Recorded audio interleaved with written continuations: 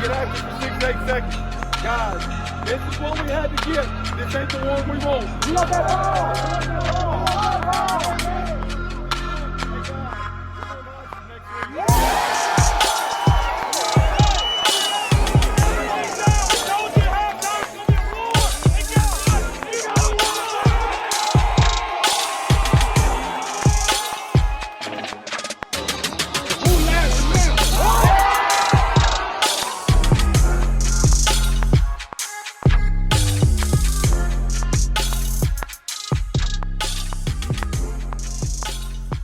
Hello, everyone. Welcome to another episode of the Laurel Leader Call Sports Show.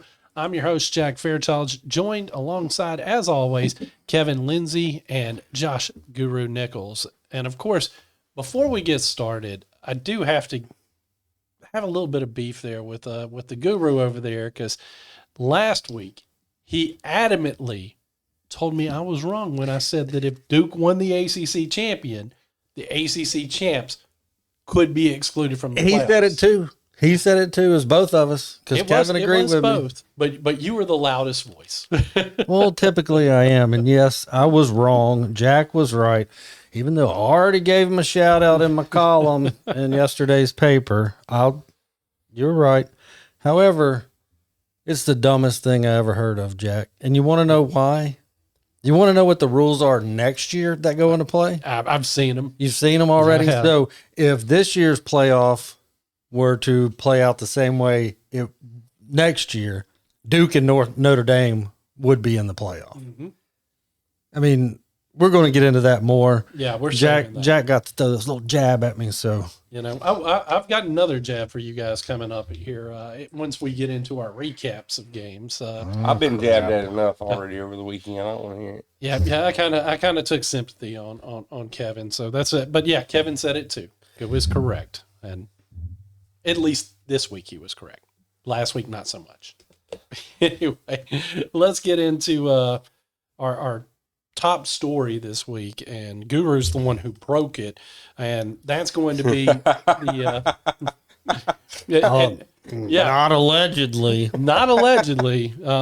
Even though there's somebody sitting right over here. I mean, even Tom Colt hit him up and thanked him for telling everybody. Next time, I'm just not going to give him a photo credit. So yes, Guru broke the story that Wes Jones' new head coach is going to be their old head coach, and Scott Pierson. Guru, you had a chance to talk to Coach Pierson before it was official. Tell us a little bit about what went into the decision-making process, and then both of you get to have worked with Coach Pierson before. I never have, or if I did, it was 20-some-odd years ago. So I want to hear y'all's take on this move, because you guys know him where I do not. Yeah, Jack, when a source told me that it was going to be happening, I was kind of dumbfounded, as was the person, non-binary, if you will, told me about it. You know, I immediately reached out to Scott, and, you know, he was like, wow, your sources are better than mine because I haven't heard anything about it. I was like, come on. You can't just let me know. He said, I'll tell you this. To be totally honest, yes, I've been approached about it. However, I have not made a decision. Me and Miss Angela, shout out to Miss Angela, you know why I said that, are going to discuss it before a decision is made, and I'll let you know. And then when I got a text message a couple of days later that said, saddle up, are you ready to ride? Well, then I knew what we were doing. So, yes, I spoke with Coach Pierson over the weekend. Great conversation as always. And I tell you guys, I mean, I've known Scott now for going on 15 years. We've had so many conversations not related to football, not related to sports, that, you know, it's just a home run hire. It was a no-brainer. There's a A1 lead story in the Wednesday, December 10th edition of the Leader Call that goes into more detail about why Coach Pierson stepped away in the spring of 23, which brought up another thought when you told me that we were going to kind of open the show about Coach Pierson. I was out of the newspaper business at that time, and when I believe it was Murph that reached out to him wanting to interview him for his retirement story that was going to be featured in our paper, he told Murph, he said, "There's two things that I don't do in life. I don't cheat on my wife, and I don't cheat on my sports writer." Later that evening, I got a phone call from Murph saying, "Hey, do you mind talking with Coach Pierson and writing a story for us for his retirement?" And I was like, "You got it, dude." And that was one of the last contributions I made to the paper back in 2023 before I came back this year, and which it meant a lot to me for him to want me to write that retirement story, and then to be the one to be able to break the story of him returning meant a lot to me. I'll tell you this, guys, and this is no disrespect to anybody out there. Had it been any other coach that was being rumored to come back, I would not have waited until it was official to break that story.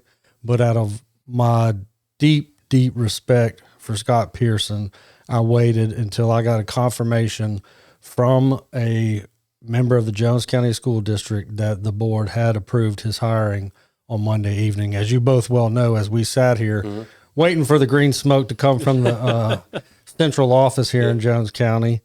And, it's a home run hire. It's not something that Scott had ever anticipated.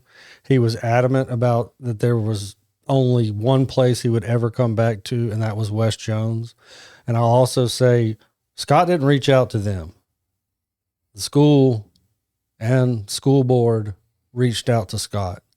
And that was one of the biggest selling points. And it's also mentioned in the story in the paper how Dr. Jordan Rogers, the supervising principal at West Jones High School, and then Dr. B.R. Jones, our Jones County School District Superintendent, Scott met with both of them, and through hour-long conversations that he had with them, they just made him feel like it was the right thing to do.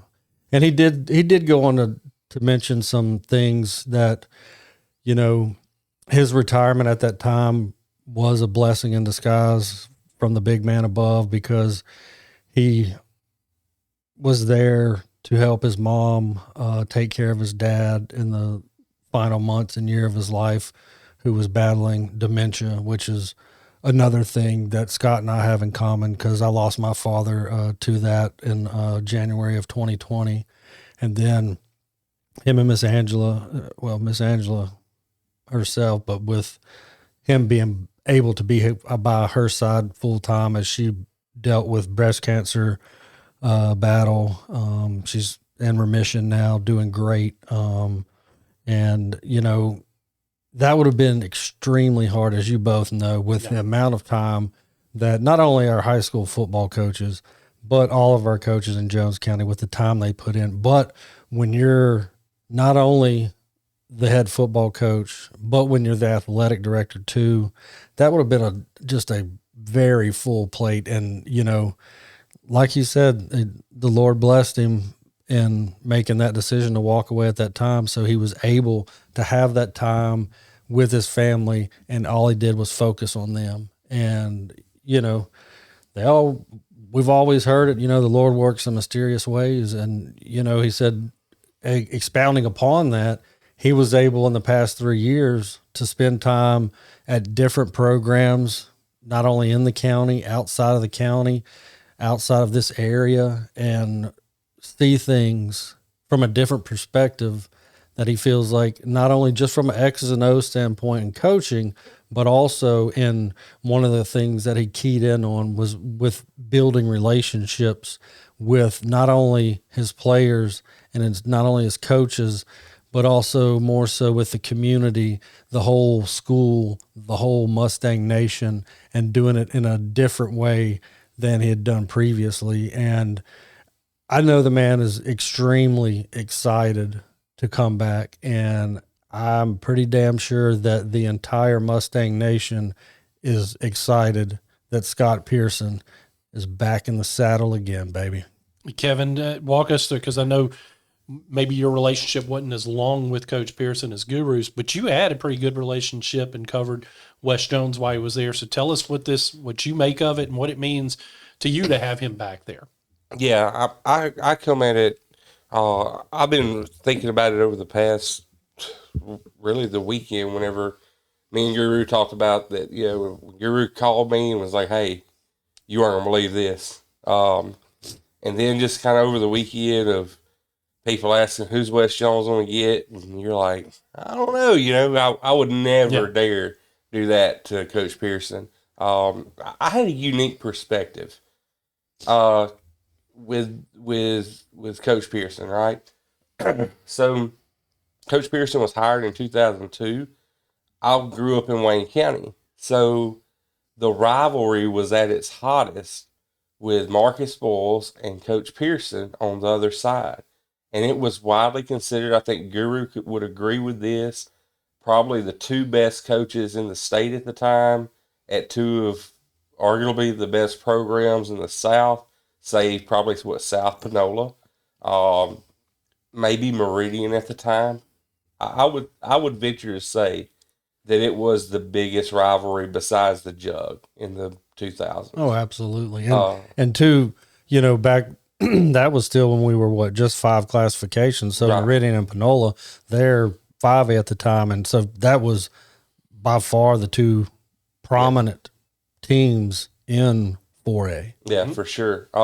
So when you grow up as a kid, I was 12 years old whenever he came on, right?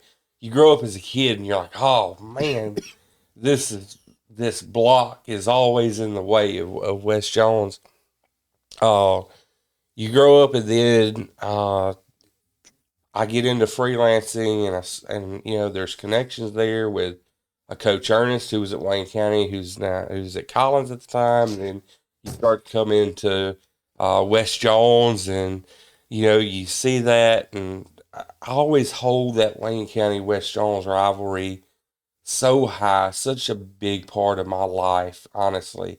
And then to kind of creep inside of it and see it from Wes Jones's point of view, and seeing it from Coach Pierson's point of view, and hearing the story of his side, because I grew up on the Wayne County side, knew about the Drexler Johnsons and the Calvin McDougals and just name after name after name.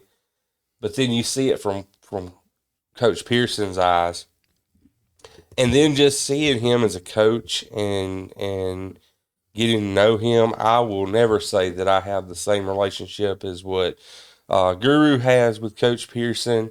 A really good friend of ours, James Pugh, has a really unique relationship with Coach Pierson that I just simply don't have. But I don't not have stories. I was there on the field at Collins whenever he had a quarterback at the time, and it was some of their leaner years. Whenever he tore his ACL, First quarter. yeah, and I remember being there. Grass was about that tall. Yeah, Remember that? Oh yeah, and Coach Pierson left. He left the game quietly and went and saw him at the hospital, and then came back. Yeah, I was there, not meaning to interrupt you. Coach walked right by me as soon as it happened, because we all knew. Yeah. I mean, you were there, I was there. When it happened, I can't remember the kid's name off the top of my head, but I can see it. It was plain as day. Mm-hmm. Scott walks by me. He just looked at me and he said, there goes our season. Yeah. And that, I think they finished, I want to say I think his first losing record, and I want to say it was like 4-7. I think it was. It was there where there was some struggle there, and it was just honestly it wasn't anything to do with Coach Pierson or the staff. They just didn't know. Their talent was lean. It was, and that's who they were going to lean on. It was. I mean, he was a little bit shorter, but for those that may be newer to the area and the program that don't really know what we were talking, this was either 20, I want to say 2014, 13 or 14 might be right. I hadn't been there long. I hadn't been around too long. But he was a player that was similar to Tootie Lindsey. Mm-hmm. He didn't have as big of an arm as Tootie, but he was much more dangerous with his legs. Oh yeah. And yeah, I can see that play happening right now in my mind. Yeah. But I remember that, interviewing him afterwards and going off the record and him visibly being emotional. Right. You know, I can remember during COVID, I think it was right along in there, maybe beforehand. I think it was beforehand. The year before, actually. Playing a Saturday game versus South Jones, and him coming up to me after, he's like, man, this just don't seem right?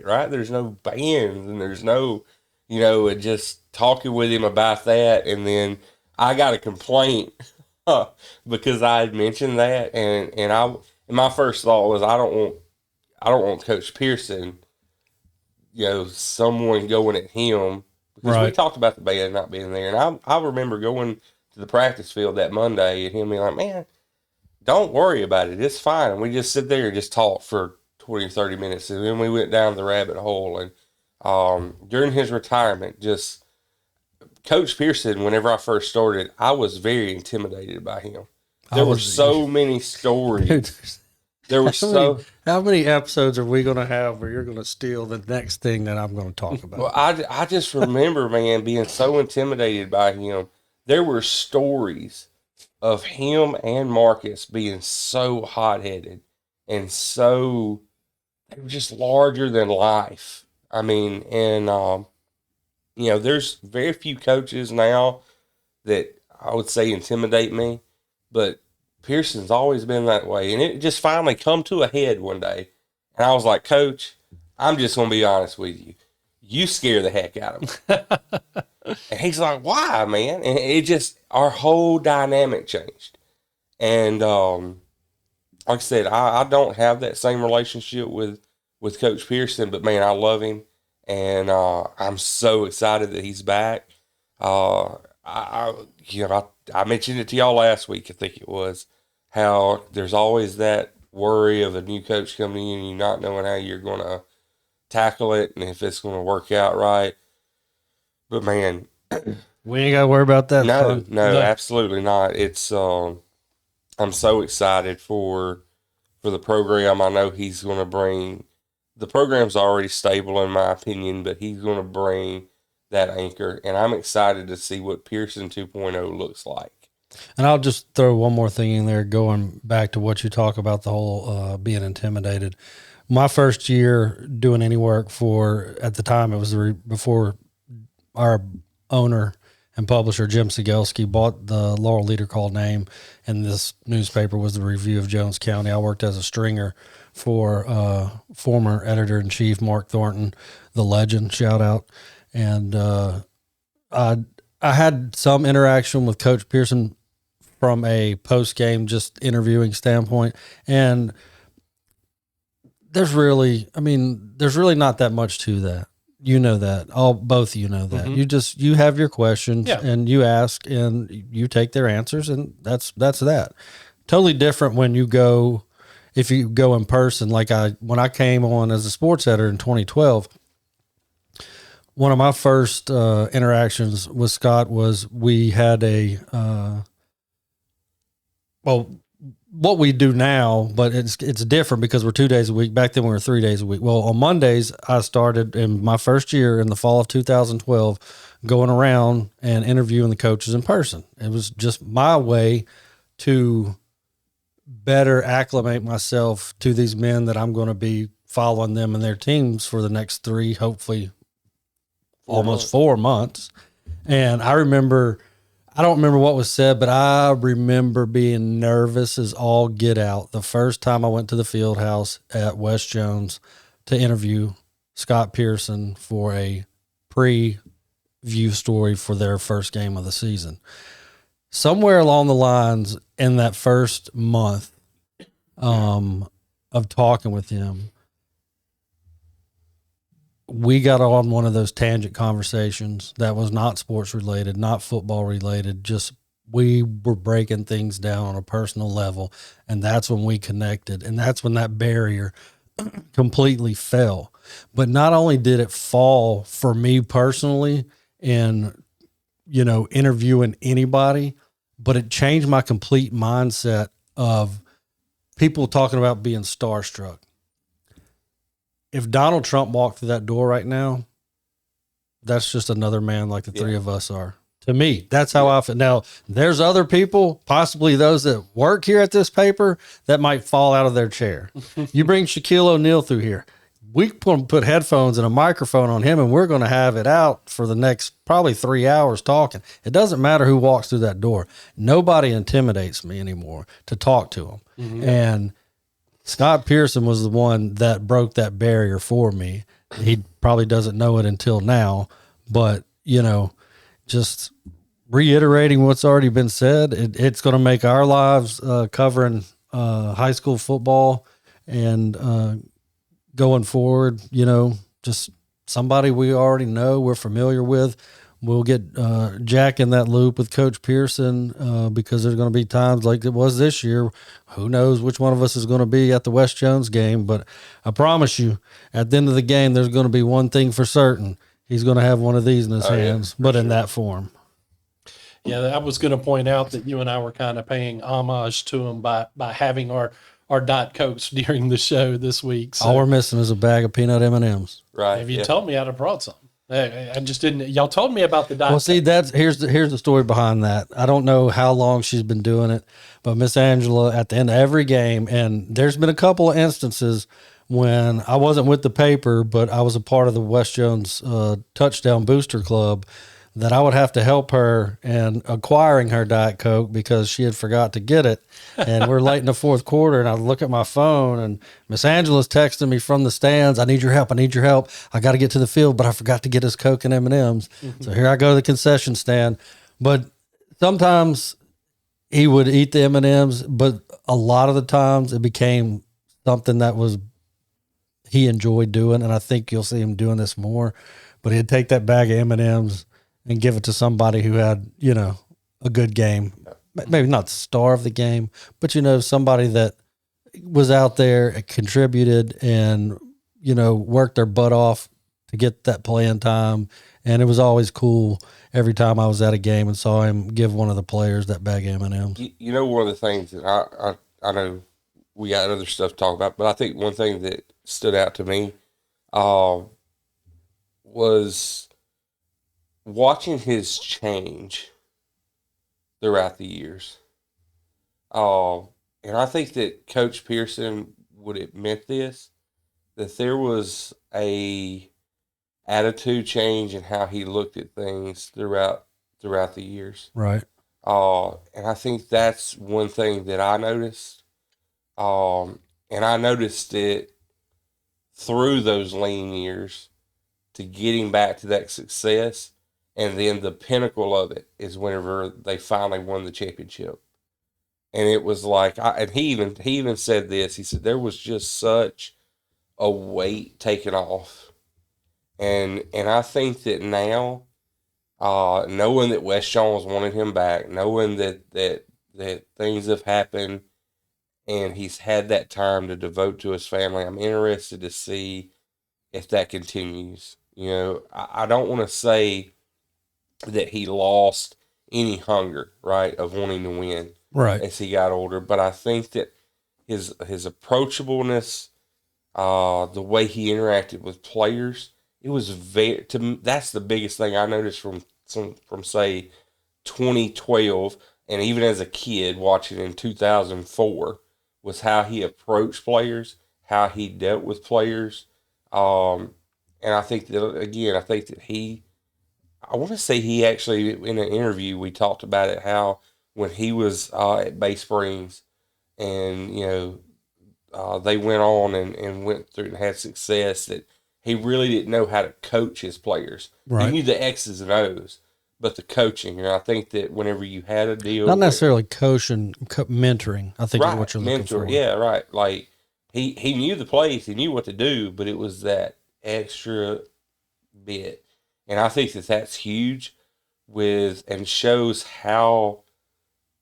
who he is with the players' response for him coming back. Yep. These players that are seniors were 8th graders, probably, were around about 8th, 7th, 8th graders. They knew Pierson. But those players that are there now, they know. They just, I don't know how to describe it. Well, the seniors that were on this year's team were freshmen. Yeah. So yeah, the senior class for his return in the fall of 26 will have been 8th graders. Right. Correct. So, I think that it just shows how big of an impact he's made. That those kids are super excited. That class is super excited. So, I'm super excited to see this version of Scott Pierson. I'm really excited about that. I look forward to getting to know him the way that you guys did. It's exciting, and it's one of those things that again, West Jones has always had a consistent program in recent years, and if you can tip back into the past and try to find another spark, there's nothing wrong with that. And to have somebody that you guys hold in that high of esteem tells me a lot about the man without me actually having known him myself yet. Now, let's get into our recaps. We're going to recap and go through each of these state championship games, 1A all the way to 7A. And we'll start in order. We're just going to go straight down in order. We'll start with 1A, which was Raleigh versus Noxubee County, a 12-6 win for Raleigh.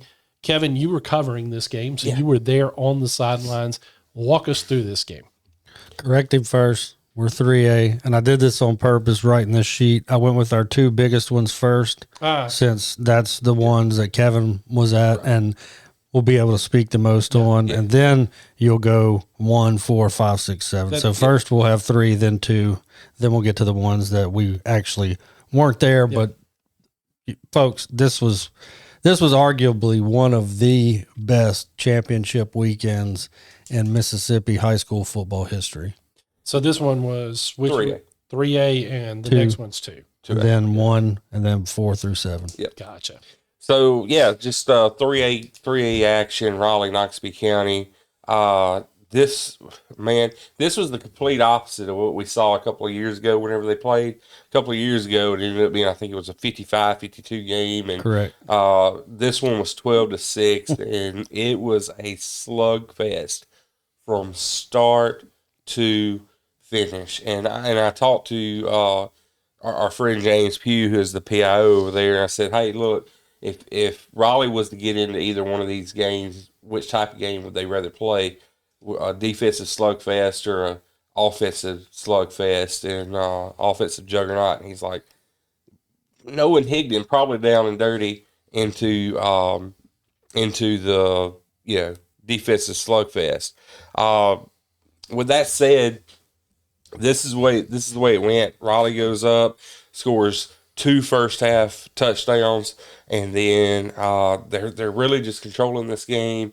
And then you go in the third quarter, Noxubee County gets the ball, and they use up a pretty good bit of the quarter, drive down and take a touchdown, or close in, and score a touchdown, and makes it 12-6. You go to the fourth quarter. Let me ask this: did both teams miss extra points? Did they go for 2? Go for 2. Both went for 2 and missed. But they go the fourth quarter. Raleigh is bending a lot, but they're not breaking. And you get down to the final quarter, and Noxubee County just starts driving, and they start driving and driving and driving and driving, and you just see this Raleigh defense. They are gasping for air, and they get all the way down inside the 10, and we're just like, I was trailing Higdon. the entire way. Wherever he went, if he went to the bathroom, I was going with him because I had my camera right there and I was trailing him. Good thing he didn't go to the bathroom. Right. And he's going back and forth and asking coaches like, hey, like, what can we do here? Here's what we need to do here. He's, directing the best he can. And Knoxville County gets inside the 10, and we have just a few seconds left. 4th down, 7 seconds, I think, left, and Raleigh makes the stop. And it is pandemonium. Of course, the referees and everybody had to get the kids back on the sidelines to kill the clock for the last 4 seconds. But it was insane. I mean, it was absolutely a classic. I know people love offense, and it was cool seeing Get Perkins do what he did a couple of years ago. But if you are a fan of just down and dirty, rock 'em, sock 'em, robots all the way down to the final seconds, this is your game. And Guru, I'm gonna send it over to you. I gotta fix Jack's camera, but it was absolutely a defensive slugfest, and Raleigh wins their 2nd title in 4 years. Yeah, just going off a little bit more of that, I spoke with Coach Higdon for the preview of that game prior to it being played. And, since he took over, I mean, this was his 6th season. The first year, I think they got knocked out in the 2nd round. Then in year 2, they go and win state. Then the next 2 years, they make it to South State, only to get knocked out by Heidelberg. But then they get back to the state championship game this year. And like Kevin said, they're able to get that 2nd gold ball there in Raleigh for the 2nd time in 4 years. And just kudos to Coach Higdon and the entire team there at Raleigh. A great win over a Knoxville County team that was, player for player, especially on offense, they were a little bit more talented, I would say, at least on paper. They had a quarterback who had thrown for close to or over 1,600 yards, rushed for over 1,300 yards. And, I mean, to hold him and that offense to 6 points, an absolute testament to Raleigh. Mississippi State freshman quarterback Camario Taylor, his younger brother, was a senior this year for that Knoxville County team. He's already signed as an athlete to join Camario in Starkville next year. So, just again, hats off to Raleigh, and just a great way to end the season. Only 7 teams out of 300 and something that we have in high school football in Mississippi can end with a win, and Raleigh was one of them. Yeah. Next, we've got the 2A championship, Heidelberg versus East Webster. Shocking outcome to us. I don't think the least. I don't think East Webster was shocked. They came in pretty confident and walked away with a 28-16 game. We're talking about a Heidelberg team that we were playing around. How close are they going to get to 50? How far over 50 are they going to get when it comes to points? And, Kevin, what happened in this game?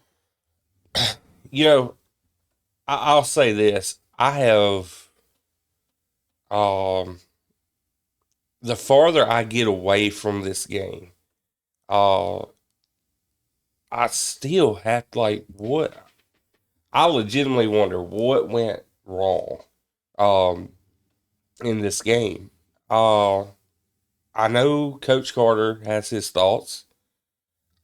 He said them, and I'll say exactly what he said. He said. Well, let's just say, from your opinion, because you know what he said. Yeah.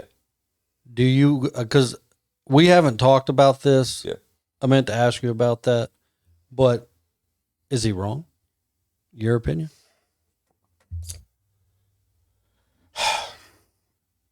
I think that he has points. And I'm feeling like we're alluding to some questionable calls. Yes. That's what I figured. Whenever it comes to questionable calls, I think that he has points, right? I think that there were times where their defensive line was you can call holding on every play. Every single you can one. call holding on every play, right? From youth all the way to the NFL. It was getting to a point to where they weren't getting hugged, okay, but they were getting held. And it was getting to the point, I think that it was magnified by this. There was two things I think that went really wrong for Heidelberg. One was LaKendrick, I think is his name, LaKendrick Potts, was an absolute man. That kid had 7 receptions for 191 yards, 192 yards, and 2 touchdowns. Nobody could stop him in that secondary on the Heidelberg defense. Give that kid all his flowers. Nobody could stop him. All right? But I think what was magnified with the questionable calls was the fact that Heidelberg was a split second from getting to the quarterback on so many plays. There were so many plays where I looked at it and I said, man, a quarter of a second and that quarterback's on the ground, or a quarter of a second and that running back is on the ground in the backfield. And it was just enough. It was just enough. Now, with that said, I look at it on the other side, Heidelberg's offense, and East Webster was in the backfield so fast that it was throwing Chase Craft off where he couldn't look down the field. One of the things I think that you might would agree with, Jack, is when Chase Craft had time and those receivers had time to move around and maybe shake their routes a little bit, that's what happened with Mize. That was the problem there. And they just didn't have that. Craft didn't have that time. And it was very kind of similar to what we saw in the first half versus Mize, where they were just a little off timing. That was the whole game, it seemed like. Whenever Craft did have some time, their first touchdown, they rolled right down the field. And I was like, here we go. I text you guys. I was like, here we go. Race to 50, baby. Yeah. Like, that's what, here we go. And then things kind of started happening. You see it. And another thing, and look, They were shut out the entire second half, weren't they? They had 16 they at were, the half. they were. One thing I'll say with this, though, is the offense just never looked quite in sync. And there was some plays, I think 3rd and 4th down. I asked Coach Carter about it, and I think that he may have thought I was talking about the offense, but I meant defensively. There was some trouble that they had, and it was a 4th and 20 that East Webster scored on. Potts scored a touchdown, went right down the middle, went off of their corner, and then darted right up the middle, and he scores. A 4th and 15 where they have a chance to stop East Webster late in the game. 4th and 15, can't make the tackle on the quarterback. Shout out to him. He's sophomore quarterback, Caden David, I believe is his name. He makes the play, scores. That pretty much seals the deal for East Webster. And then another thing, and Coach Carter admitted it, they haven't turned the ball over. And in the 4th quarter, with the game on the line, they turned the ball over twice. They have a chance to come back. It's 21, I think 21 to 16. They're driving down the field. They're marching. It looks like a Heidelberg offense. Kraft throws the receiver fumbles it. Boom. They drive down the field again with a few seconds left. You might have a chance if you can quick score and get an onside kick. Kraft throws an interception. So yeah, there were calls.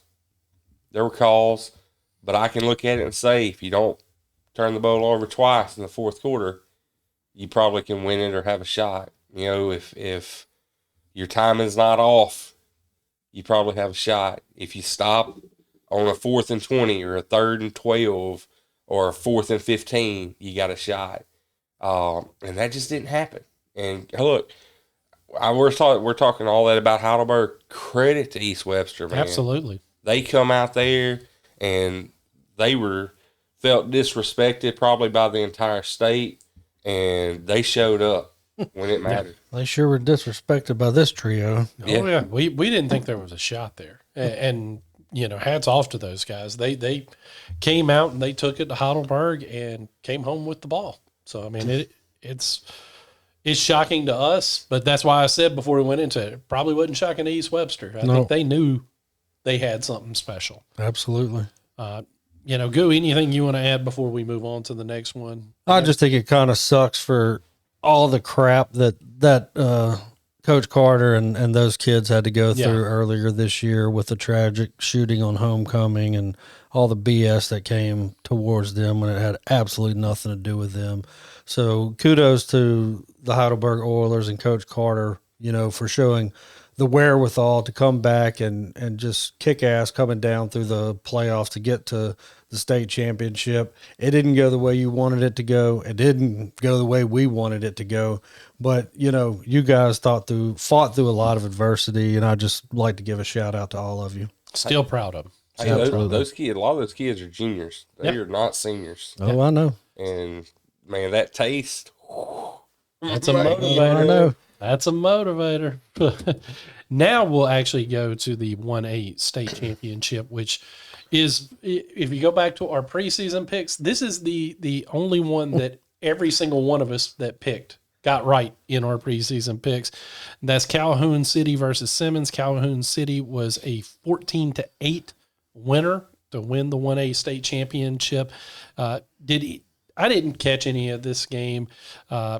It seems like it was another one of these defensive struggles. Do either of y'all have anything to add on this one? No, just shout out to Calhoun City. I think that Simmons is, they have a pedigree of win. And for Calhoun City to go out there and beat Simmons, that says a lot. That's the one we got right. Next, we'll go to 4A, and that's Kosciuszko versus Columbia. The 6-0 victory for Columbia.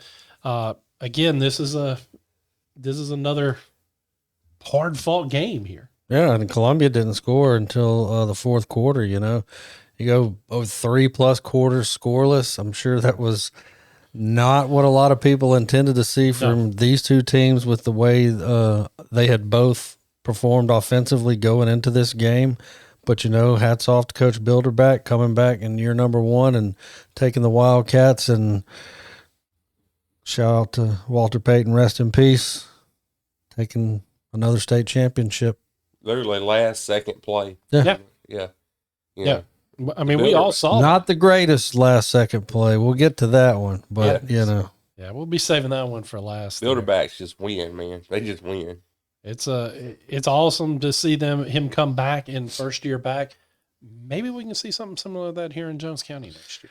Here comes the shocker for you. Here comes the shocker. Yeah, this was often referred to not just by us, but around the state. 5A was referred to as the race to lose to West Point. Absolutely. I know I said it. Goose said it. Kevin said it. We had coaches here in the county that have said it. But then Old Brook said, not so fast, my friends. Absolutely. They showed up and showed out 31-19. This is a West Point team that was just blowing teams off the field. West Point had the lead at the half, correct, Kevin? Mm-hmm. Yeah, 19-10. And West Point was before their state championship game, the only team in the state to beat 7A Tupelo. Yeah. They were widely, even by us, even by anybody in the state of Mississippi who follows and covers high school football, West Point was the unanimous number 1 team in the state until Old Brook came calling. Look, I'm going to be honest. I saw Old Brook play against Laurel. You saw them twice. Second time with Laurel and their first game with South Jones, in which, before you further expound upon this game, what was so crazy to me, the fact not only with Old Brook beating West Point, but South Jones fell behind 19-0 with like less than half of the first quarter gone when they played at Old Brook earlier this year. After that, South Jones outscored Old Brook 24-23. So that tells you, and you hear it all the time, but this just goes to show you anything can happen in a high school football game. Look, no matter what. Old Brook got red hot in the playoffs. We saw it, because they started but I still, based on what I'd seen of them earlier in the year, I just wasn't convinced that they were going to be able to hang with a West Point team that was just dominant. But they figured it out, and hats off to Old Brook. I mean, that's Absolutely. one of the most, I think it would probably be one of the most talked about games if it wasn't for the two coming up after this that we're going to talk about. Kevin, what do you want to add to the, because you saw Old Brook, you were at the Laurel Old Brook game too. I mean, did you think they had this in them? No, not because of them, just because of who West Point is. Yeah. And I watched probably a quarter and a half of this game. Unfortunately, I was battling my sickness there that night. West Point, the one thing that stood out to me is, and I may be completely wrong, West Point seems to have changed their offense up a little bit. They were running some out of the gun, and I don't remember them ever running out of the gun whenever I covered them. I'm thinking back, maybe a few pistol formations, Yeah. but strictly gun, no. And you talking about how often, and we could pull up the stats if we wanted to, I'm not, but how often they threw the ball.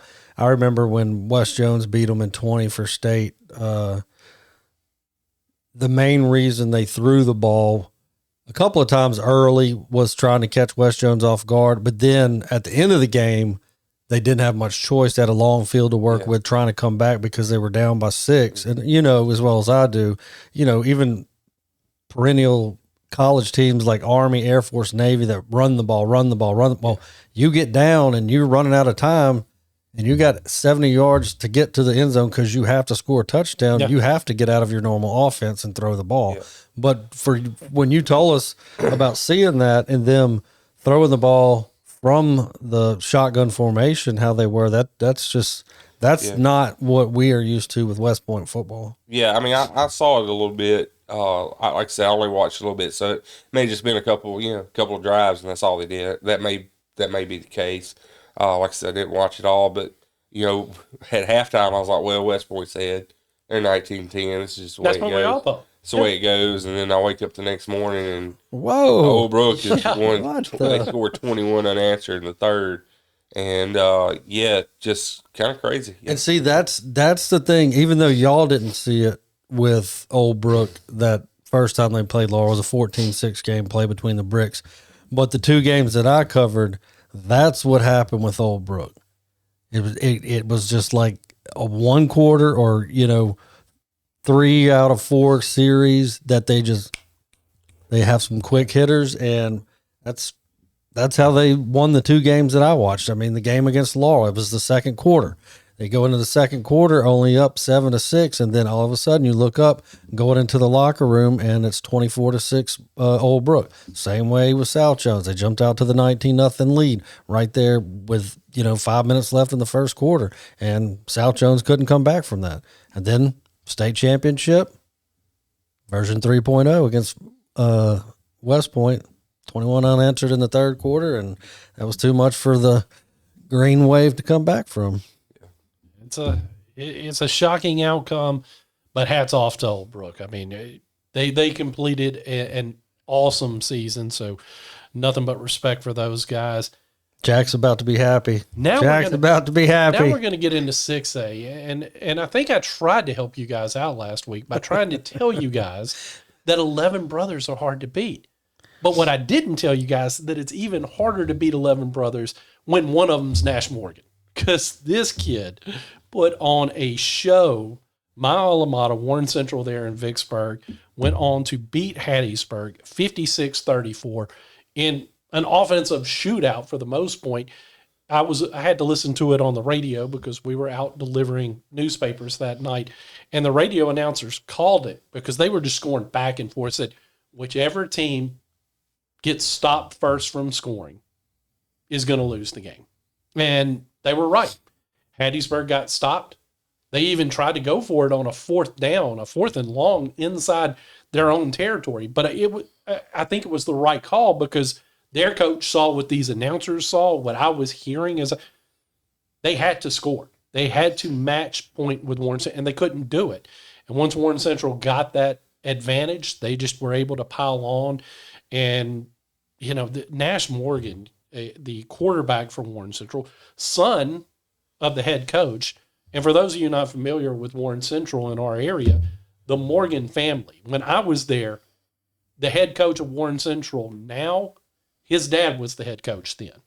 Rob Morgan, who went on to play at Mississippi State, he's the offensive coordinator now, who's also the older brother of Brett Morgan, who is the head coach. And who's the head coach at West Point? That is, it's Brett Morgan at West Point, Brent Morgan at Warren Central. Yeah. I get those mixed. No, I wasn't saying it because of that. I was just wanting people to know how much tradition is in that Morgan family. No, the final score, I think we can all agree, was not a surprise. No. It was just a team in this huge rivalry that scored the 56 points. Well, let me give Nash's stats here because I got him pulled up right here. He ran the ball on 17 carries for 184 yards, 3 touchdowns. Passing, 9 of 10 for 127 yards and another touchdown pass. Oh, and just so that he wouldn't, not do something on defense too, he had a late game interception as well. I mean, the kid just was a monster athlete in this game. And Pretty sure we know who the player of the game was. Oh yeah, the radio crew, when they interviewed him afterwards, he was me growing it because Rob and I went to high school together, right. So I knew Rob. Brent was a little bit younger than us. I think his freshman year was the year after I graduated. But I knew Rob, and of course I knew Coach Morgan, Robert Morgan, their dad, very well. And they've always been good kids, great family. I was so happy to see them win. I haven't paid attention to Warren Central football in years. But, and I can attest to that too, because in 2014, when I was in Starkville, when State,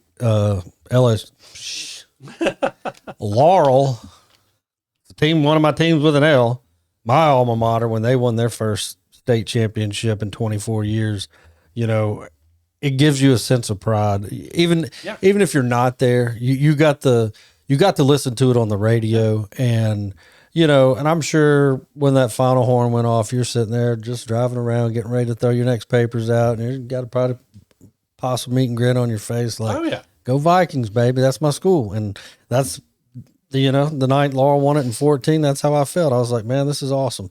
Good job, great thing for these kids, the city of Laurel, and it's fun to get to see when your alma mater, especially for the kids that are there at that time, get to achieve something like that, because even though you and I, we both played sports at our alma maters, we weren't fortunate enough to reach the top of the mountain, but we love to see it when our schools that we graduated from are able to do so. Well, I also got several of my classmates are on the coaching staff now. I mean, right.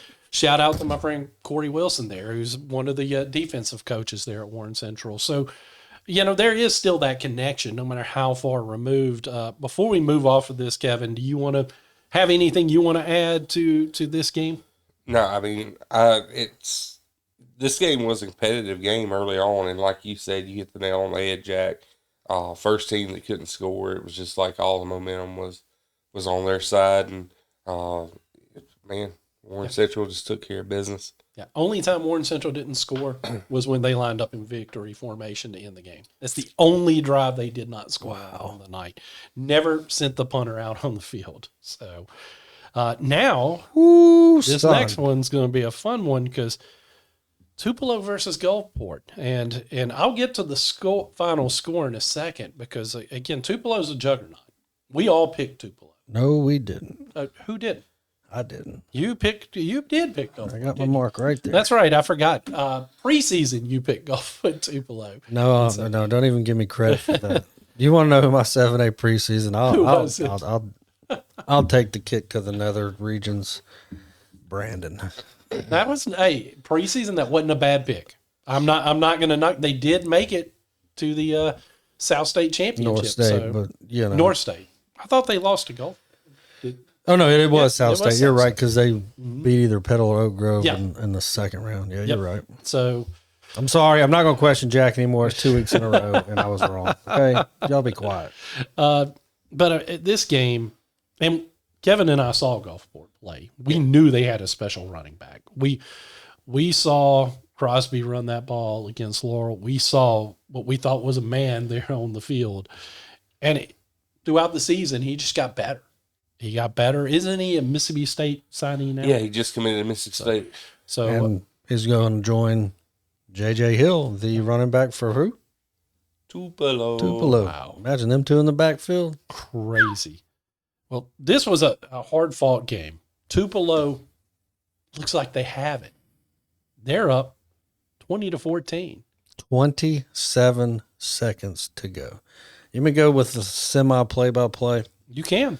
So Gulfport gets the ball back somewhere around their own 25, 30-yard line.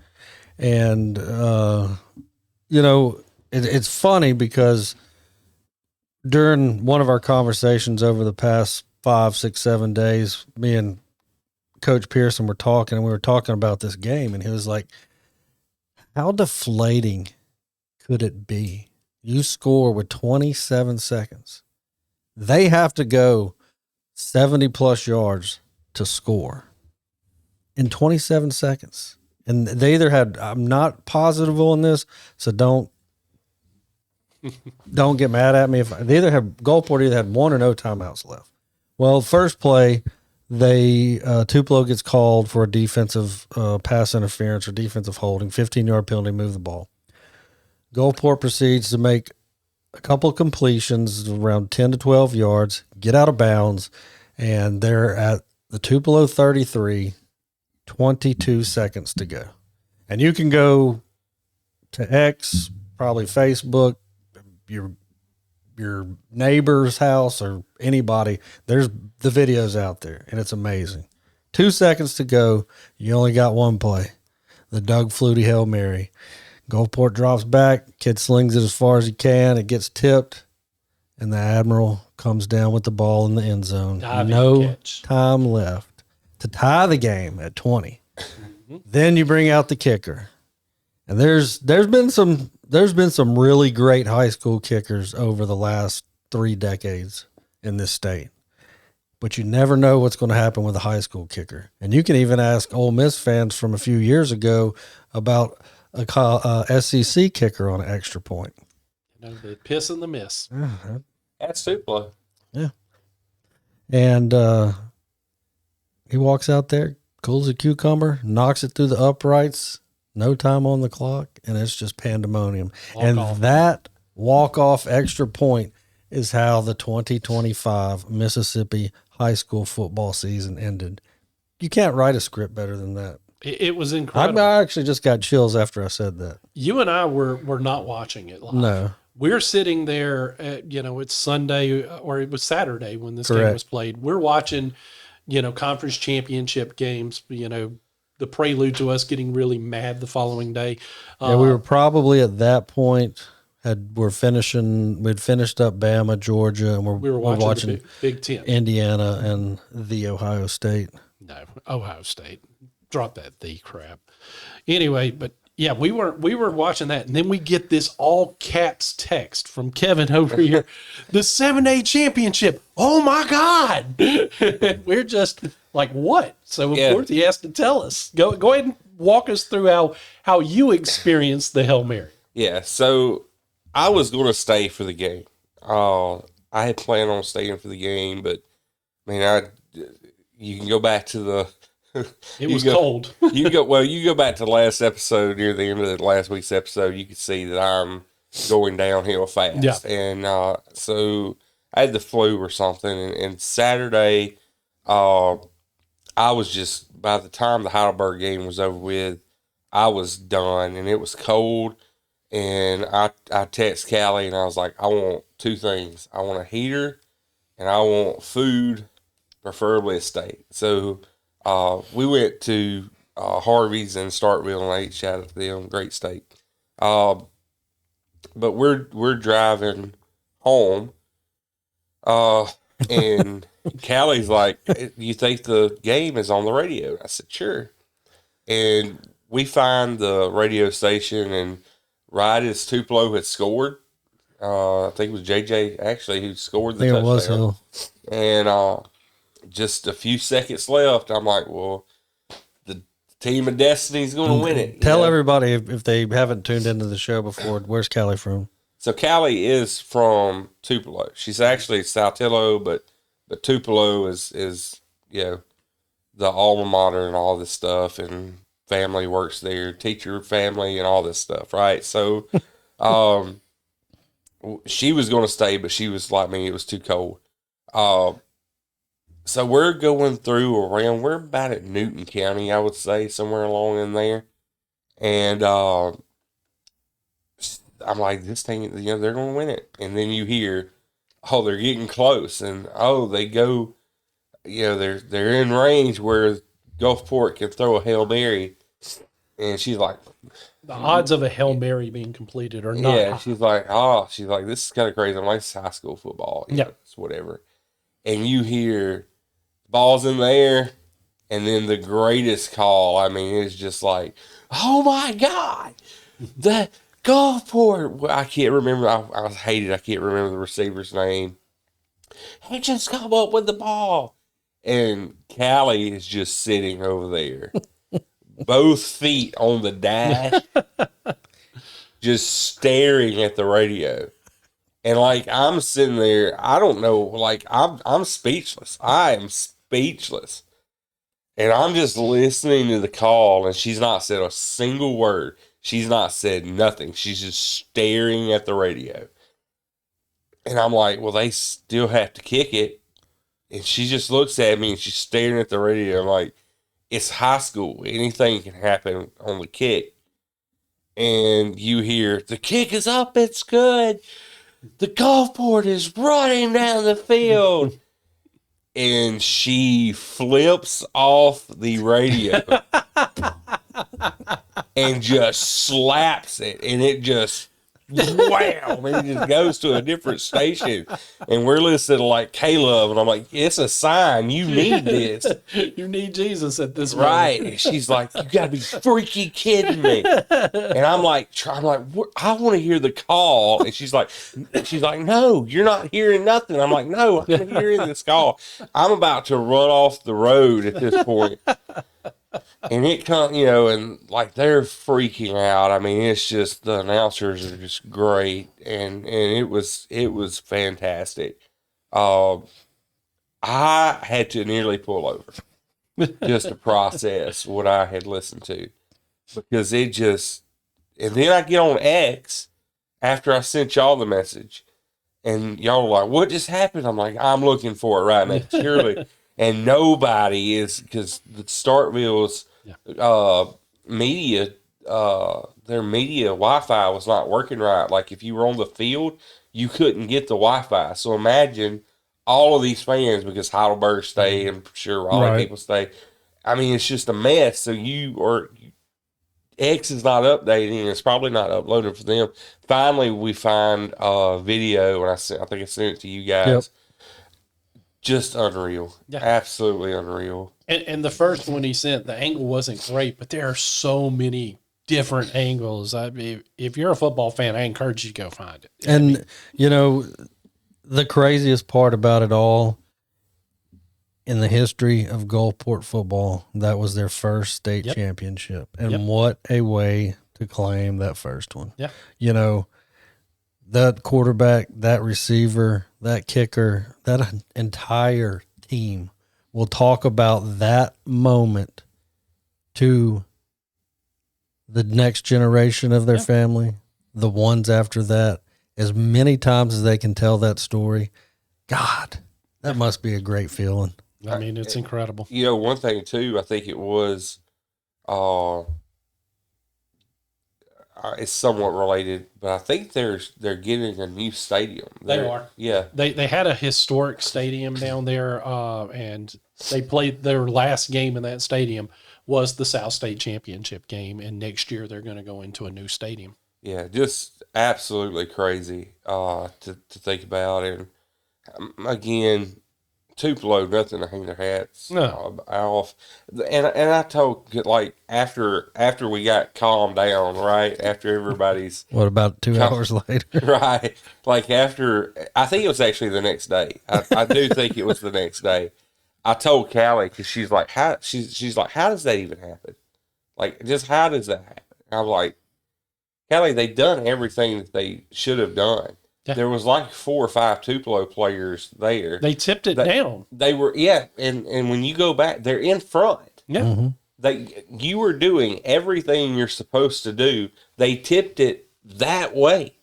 And the Gulfport kid dove out for it. I think that's another thing. Yeah. He wasn't just standing there. We've seen the Aaron Rodgers Hail Marys, right? Yeah. Stuff like that. He wasn't just standing there. This kid just said, had the awareness to jump and reach out to say, we're not losing this game. And I'm like, there's really nothing you could do except intercept the ball or... I mean, in most instances, you know, that's what players are taught to do is to knock the ball to the ground. They did what they were supposed to. It just... and I'm not taking anything away from Gulfport when I say this, but it was a fluke thing that it went in a direction, but it was still an amazing catch because, like I said, they didn't just tip it to him. He had to dive to make it. And I mean, Kevin knows, you know, the Georgia-Auburn game with the tip ball that it was a hand of God play. It should have never happened. In 2002, LSU at Kentucky, another tip ball, the Bluegrass Miracle, never should have happened. It just they're both in those 3 instances, and I can tell you, I can go on and on about Hail Mary plays. Yeah. In those 3 instances, the defenders got their hand on the ball trying to knock it down. It just got knocked in the wrong direction, and the players for all 3 of those teams, LSU, Auburn, Gulfport, happened to not quit on the play and came up with the ball, and they all ended miraculously for each of those 3 teams. Look, we could talk about this game and some of the others for the entire show, but we still got some picks and we still got a beef to get to. We can roll. We just roll through. Yeah, the picks are going to be pretty easy because there are only 3 games that we're picking.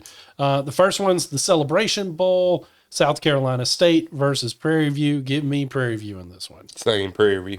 Yeah, for the HBCU National Championship game, we'll go clean sweep because we all thought Jackson State would be here, and if Prairie View A&M's good enough to beat Jackson State, I think they're good enough to beat South Carolina State too. We'll see. Next, we've got the LA Bowl, Boise State versus Washington. I'm going with the Huskies in this one. Truly did not know this was called the LA Bowl. I didn't either. Dude, too many bowls. Not only that, we definitely ain't going down that road. Yeah. Who knows what bowl this used to be called? It could have been God knows what. It's one of those that it's probably changed names 5 times over the last 10 years. Give me the Fighting Taters. Give me Boise State. I'm gonna stay with Jackie, and I'm gonna go with the Huskies. And next is the big game of the year, Army at Navy. Look, I'm sitting next to my friend here, Guru. I know where his allegiances are. And I'm not picking against Guru. Give me Navy in this one. I had somebody that I know say he doesn't even know why this game is played. Goodness. He says the most boring game that you could play. And I'm dead serious about this. He's like, this is just the most boring game. Does he even know anything about college football? No. Just say it. Try to make it. He said they try to make it bigger than what it should be because it's usually 2 mediocre teams who just. Do I know this person? Yeah. Do I like this person? Not anymore. Not anymore.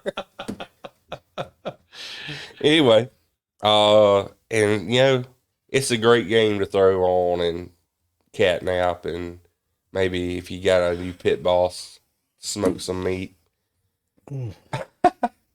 I think this person may be identifying himself.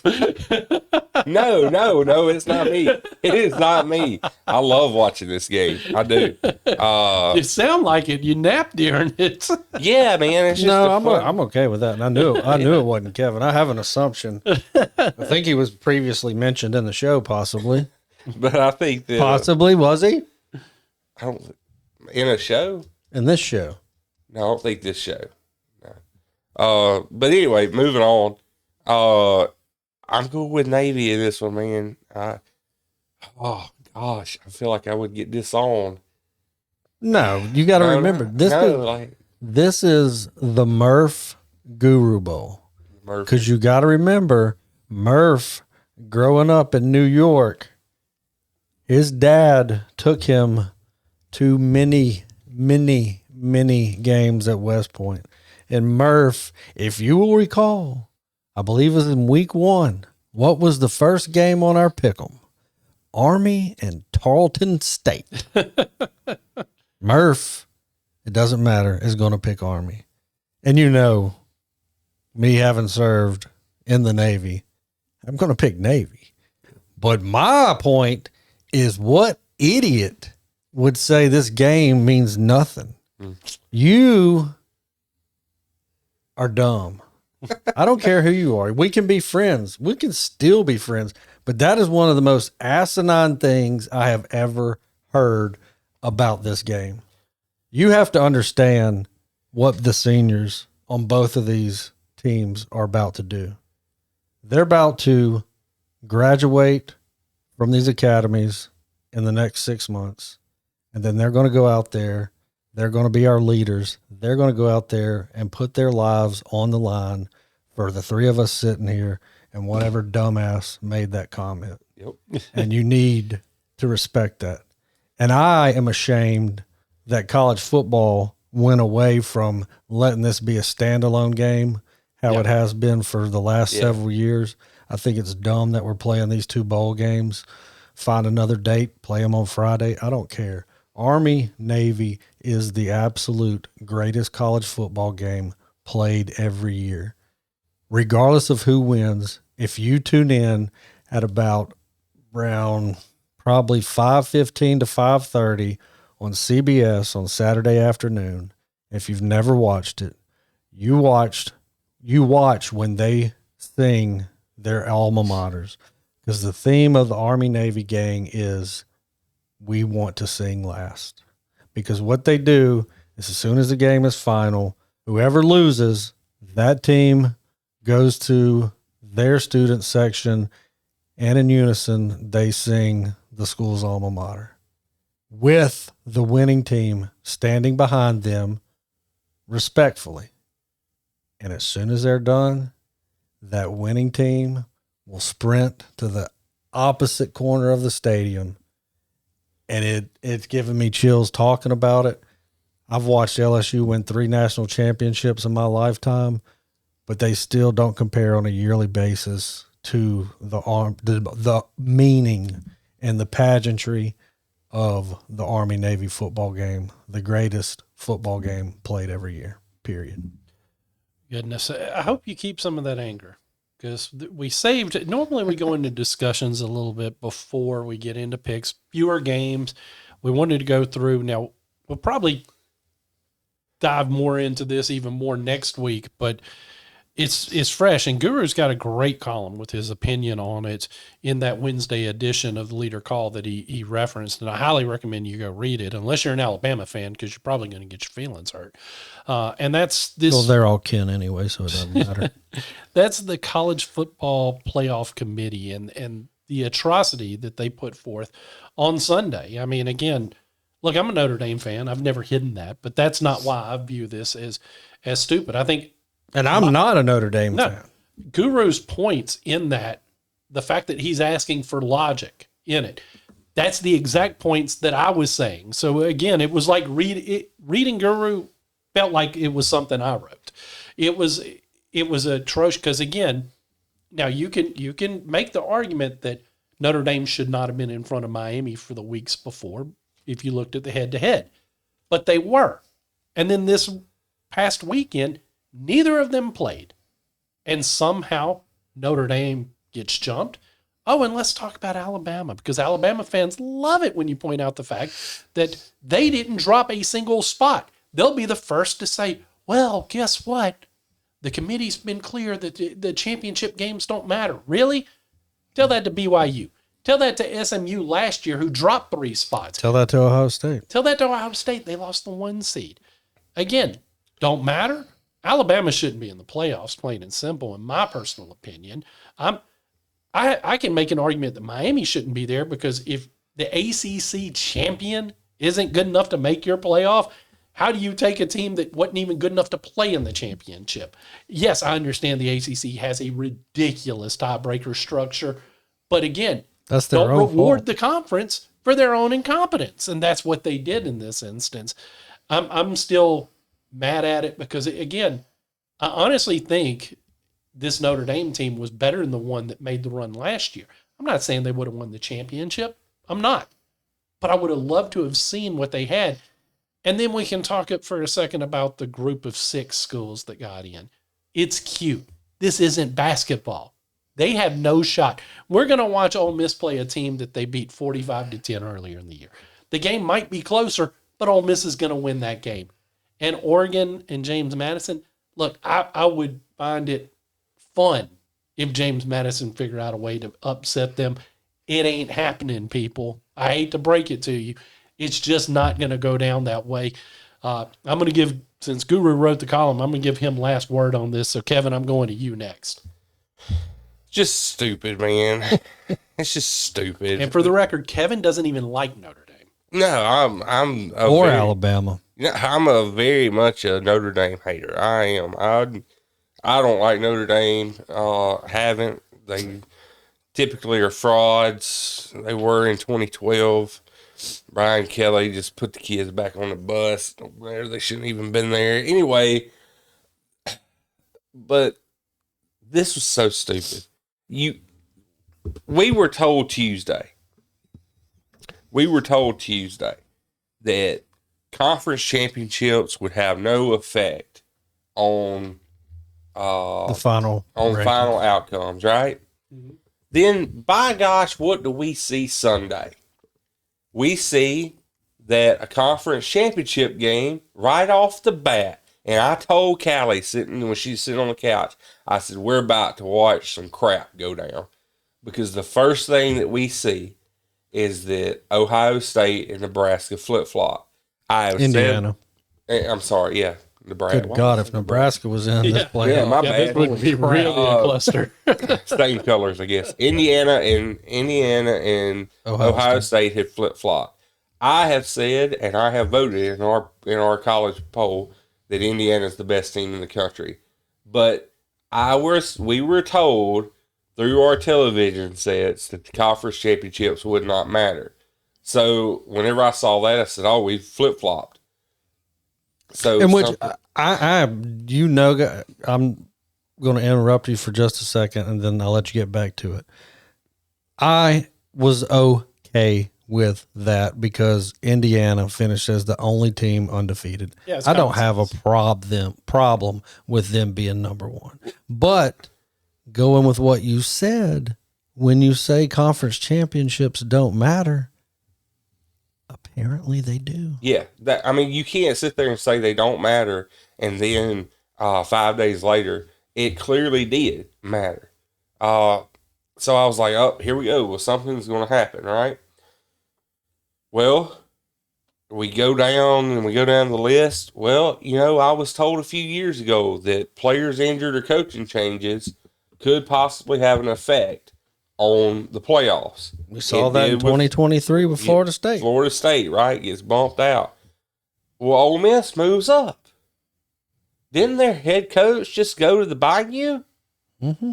Didn't half of their offensive staff save their offensive coordinators allowed to come back? 5 of them. Yeah.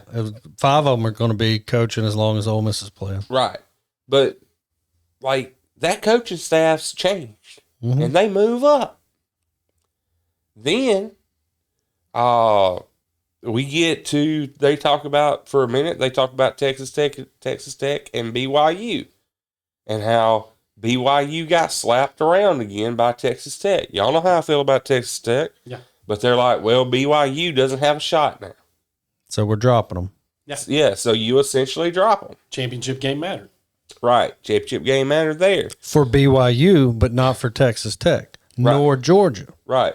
So that's where we get to it, right?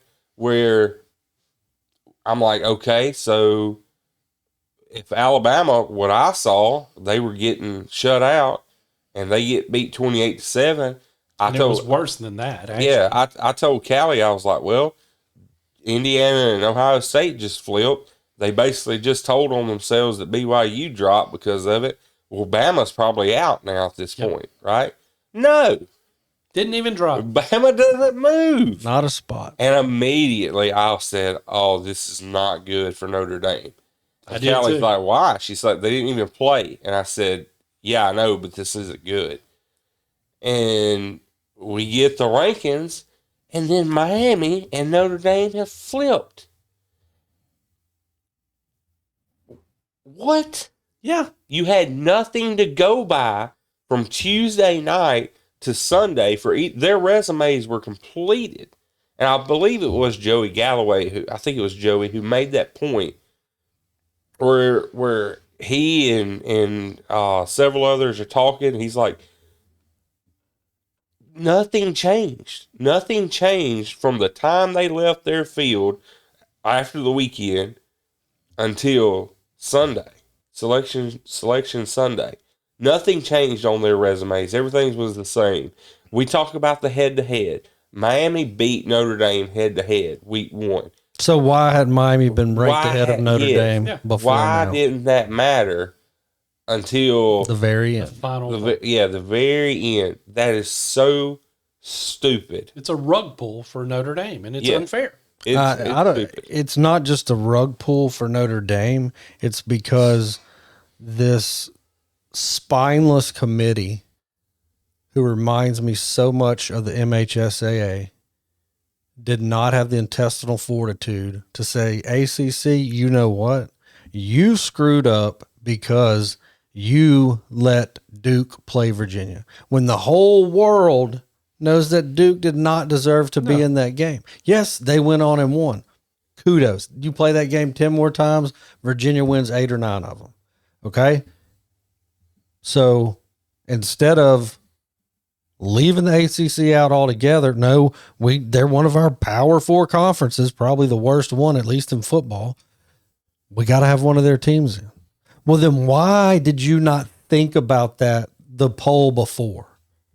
That there was a possibility that Duke could beat Virginia. I think Virginia going into that game was less than a touchdown favorite, right? Yep. And then if you would have made Miami in front of Notre Dame the poll before the final poll, we likely wouldn't even be having this discussion. No.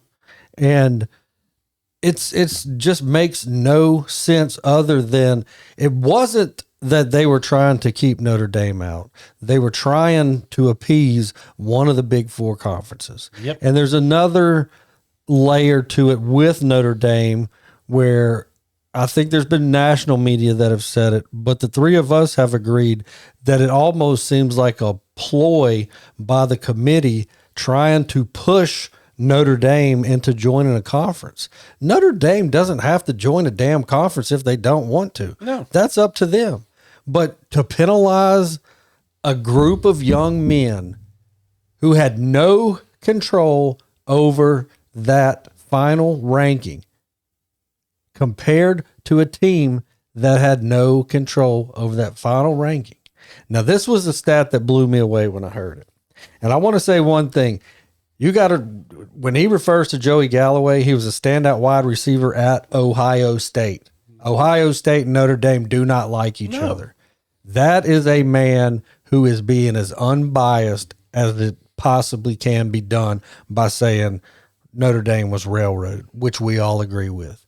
Now, in the 5 rankings that came out for the CFP prior to the final one, there were 9 teams that were ranked in the top 10, all same 9 for all 5 polls.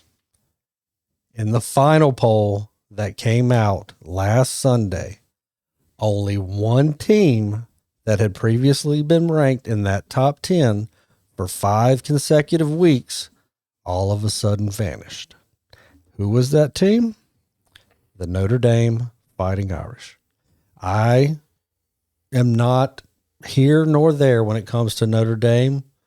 If I think they're going to win, I'll pick them. And if I pick them, I'm going to root for them. But to move Miami up is stupid. To move them up and not even move Alabama after a 21-point loss. And that 21-point loss looked more like a 42-point loss. Georgia just rammed it down Bama's throat.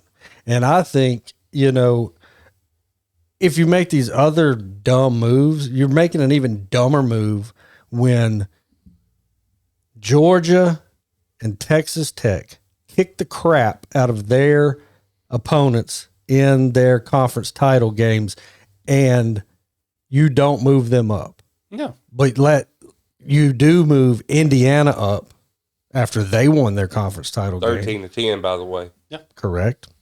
And you move Miami up and they didn't even play. It makes absolutely no sense. I mean, and so I've seen some negative comments because Notre Dame released a statement later on Sunday where they were not accepting a bowl bid, and I say kudos to them. Amen. Because it wasn't the decision of the school president. It wasn't a decision by the athletic director. It was a decision by head coach Marcus Freeman and his players. And on X, on their post, it is signed the Notre Dame football team. Kudos to you guys for doing what was right, because the committee gave you the finger and you turned around and gave the committee both of them bad boys. I saw one Alabama fan that I know that made the idiotic statement that Notre Dame just killed the bowls. Guys, the bowls were killed the second the playoffs got created. How many kids nowadays opt out of the bowls anyway? So the teams that play in them are a shell of the team that they had. Notre Dame had the integrity to say, you know what? Our team doesn't want to play in it. We're not going to go there with a team that's not going to be competitive. We're just going to stay home.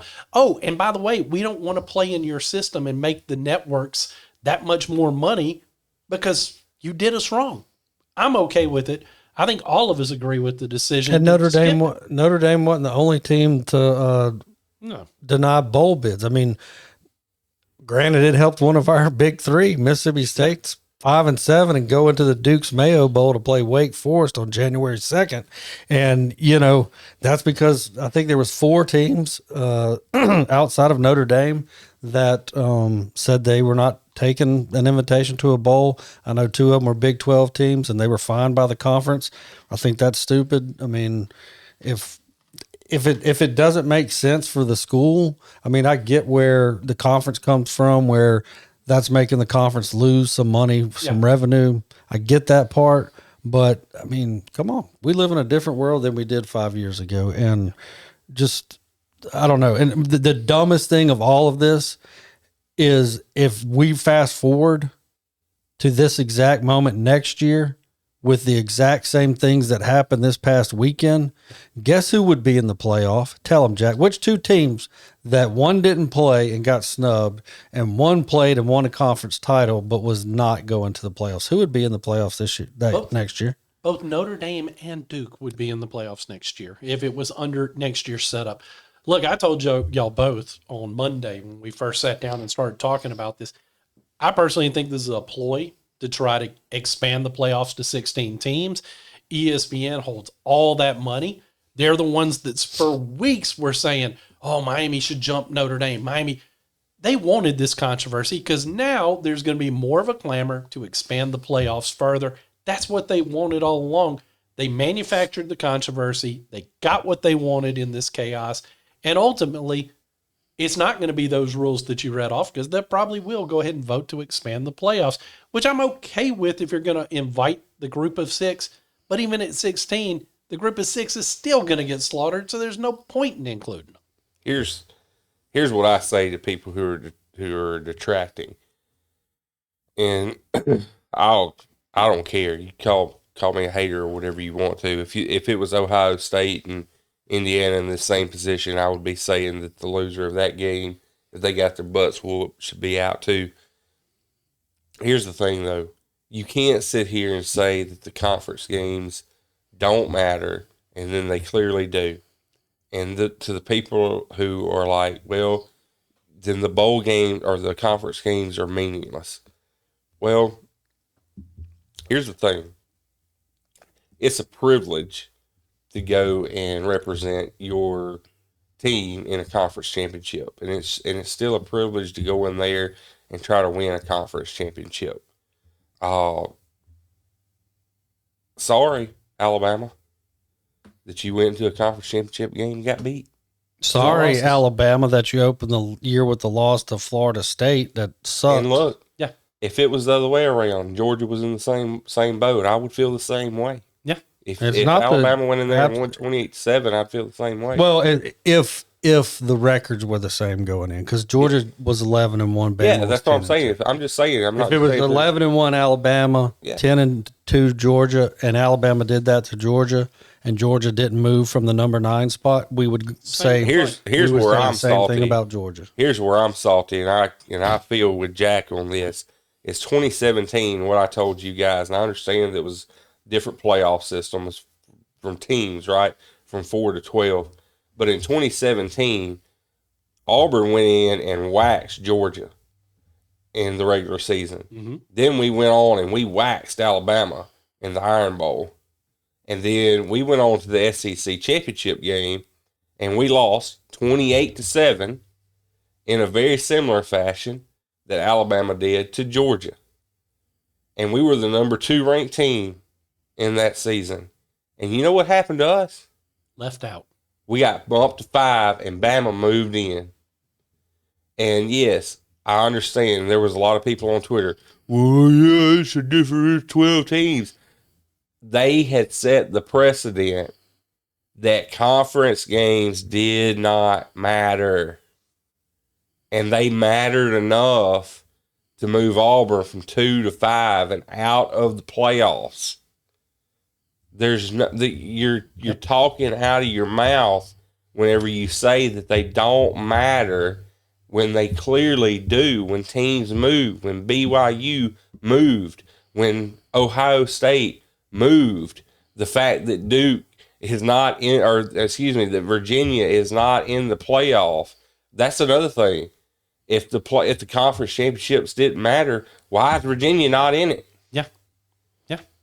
I mean, honestly. Well, the only thing with that, they were not ranked high enough to be there. What would have happened if Alabama had beaten Georgia? Would Alabama fans be okay if they had been left at 9 and Georgia stayed at 3? Because again, Alabama fans, y'all say it doesn't matter. Would y'all have been okay with that? I don't think you would have been. Right.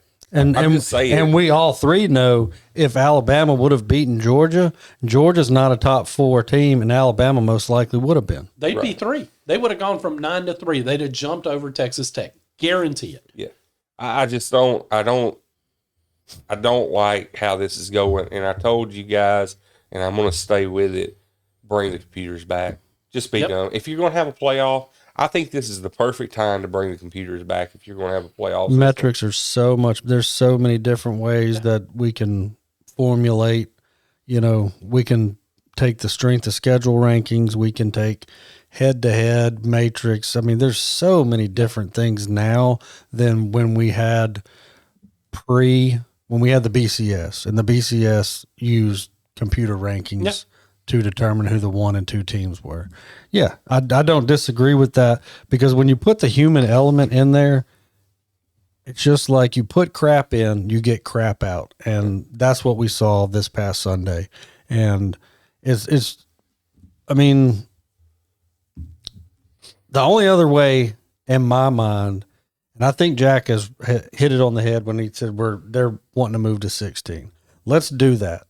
Then give me the 4 SEC, Big 10, Big 12, ACC. I don't care if their conference champion is 7-6. They're in, period. That's fine. Give me the next two highest group of 5 teams that win their conference championship. That's 6 teams. Then you can figure out who the other 10 teams I are. think it should just be highest ranked. I'm sorry. Well, I think it should just be highest ranked and you're here's done. the other thing. They could have solved this entire issue by not giving us polls until they were selecting the playoffs. By putting out a playoff poll and telling us for 5-6 weeks that Notre Dame was in and was safely in. And then on the final one, without them playing, you pull the rug. That's where it doesn't pass the smell test. Yet there's so many things they could have done better. But again, they I'd had honestly- screwed the pooch on this. I honestly do not think we would have had a conversation if Miami and Notre Dame were ranked the same way in the final poll, the same way they had been 5 days prior. No, we wouldn't have. I mean, we would probably bitch about the fact that Bama's in there, maybe undeserving, but, you know, at least you didn't screw somebody that shouldn't have been screwed, because that's exactly what you did. Yep.